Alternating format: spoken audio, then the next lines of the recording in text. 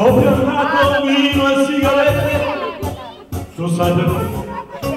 Dove la sai? Sai perché? E non ci vedo e risparmio anche gli occhiali, tutto per me.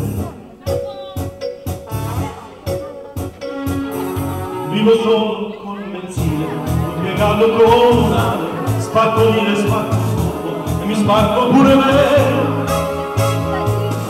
Mi hanno bello, mi hanno fatto per accontentare te e tu invece ti rendevi col padrone di un me. Ah, tu mi capisci?